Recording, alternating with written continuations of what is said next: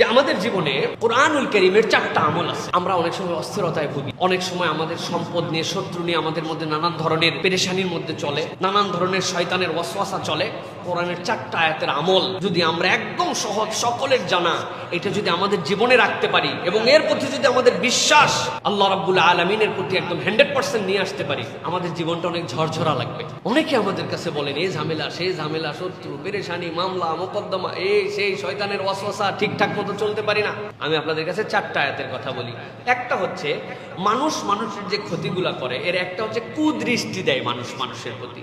এই কুদৃষ্টির কারণে আমাদের অনেক ক্ষতি হয়। রাসূলুল্লাহ সাল্লাল্লাহু আলাইহি ওয়াসাল্লাম বলছেন, একটা মানুষকে যদি মানুষ মেরে ফেলতে পারতো, তাহলে মালাকুল মউতের বাইরে তার কুদৃষ্টিতেও মানুষ মেরে ফেলতে পারে, সুস্থ মানুষকে অসুস্থ করে দিতে পারে। তো এই জন্য কুদৃষ্টির থেকে বাঁচার জন্য একটা আয়াতের আমল আমরা করব, সেটা হচ্ছে মাশাআল্লাহ লা হাওলা ওয়ালা কুওয়াতা ইল্লা বিল্লাহ। এইটা আমরা বেশি বেশি আমাদের আমলের মধ্যে রাখবো। মাশাআল্লাহ লা হাওলা ওয়ালা কুওয়াতা ইল্লা বিল্লাহ। এইটা হচ্ছে কুদৃষ্টি থেকে, এই সংক্রান্ত বিষয় থেকে আমাদেরকে হেফাজত করবে। আমি যেন একটু নির্ভর থাকতে পারি, আমার মনটা যেন স্ট্রেসহীন থাকে এবং আমার শত্রুর থেকে যেন আমি হেফাজতে থাকতে পারি। আল্লাহ রাব্বুল আলামিন এর জন্য একটা আমাদের জন্য আয়াতে কারিমা দিয়েছেন। সেটা কি? আমরা বলবো ওয়া উফাউযিদু আমরি ইলাল্লাহ, ওয়া উফাউযিদু আমরি ইলাল্লাহ, ওয়া উফাউযিদু আমরি ইলাল্লাহ। আমার সব কিছু আমার আল্লাহর কাছে সমর্পণ করে দিলাম। সুবহানাল্লাহি ওয়া বিহামদিহি। রব্বুল আলামিন আমার এইগুলা দেখবেন। এইটা হচ্ছে 2 নম্বর। 3 নম্বর, শয়তান আমাদেরকে ধোঁকা দেয়। ভালো মানুষ ভিন্ন দিকে চলে যাচ্ছে, নামাজি মানুষ নামাজ পড়তে যাচ্ছে না, ভালো পরিবারের সন্তান এলোমেলো হয়ে যাচ্ছে। এই যে শয়তানের ধোঁকা, এখান থেকে বাঁচার জন্য বেশি বেশি আমরা পড়ব হাসবুনাল্লাহু ওয়া নি'মাল ওয়াকিল, হাসবুনাল্লাহু ওয়া নি'মাল ওয়াকিল। এটা আমাদের ওয়াজিফার মতো বানাবো, হাসবুনাল্লাহু ওয়া নি'মাল ওয়াকিল।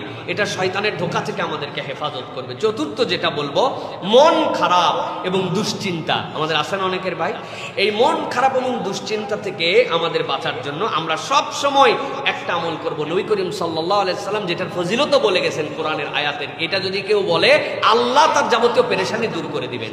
লা ইলাহা ইল্লা আনতা সুবহানাকা ইন্নী কুনতু মিনাজ জালিমিন, লা ইলাহা ইল্লা আনতা সুবহানাকা ইন্নী কুনতু মিনাজ জালিমিন। তাহলে 1 নম্বর মাশাআল্লাহ লা হাওলা ওয়ালা কুওয়াতা ইল্লা বিল্লাহ। 2 নম্বর ওয়া উফাউযিদু আমরি ইলাল্লাহ। 3 নম্বর হাসবুনাল্লাহু ওয়া নি'মাল ওয়াকিল।